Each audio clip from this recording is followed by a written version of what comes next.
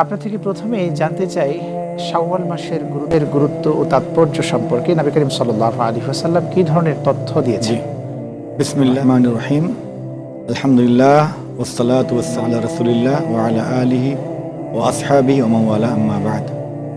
قال رسول الله صلى الله عليه وسلم من صام رمضان ثم اتبعه ستا من شوال كان كصيام الدهر أو كما قال عليه الصلاة والسلام।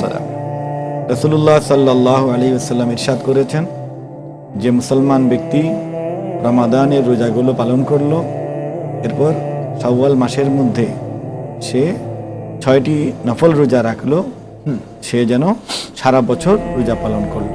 আচ্ছা, তাহলে এটি হলো একটি বড় নির্দেশনা। শাওয়াল মাসের গুরুত্ব যদি আমরা শুরু থেকে বলি, তাহলে শাওয়াল মাসের প্রথম দিন হলো ঈদ উল ফিতর। এটা দিয়ে এটার মর্যাদা বেড়ে গিয়েছে যে রমাদানুল মুবারকে মুসলিম উম্মাহ আর নারী পুরুষ যে সিয়াম সাধনা করবে, তেলাওয়াত করবে, দান করবে, অনুদান দিবে এবং তাওবা, ইস্তিগফার, জিকির, তাসবিহ, তাহলিল, তারাবি, তাহাজ্জুদ পড়বে, এই সমস্ত নেক আমলকে আল্লাহ তাআলা কবুল করে তাদেরকে ক্ষমার ঘোষণা দেন।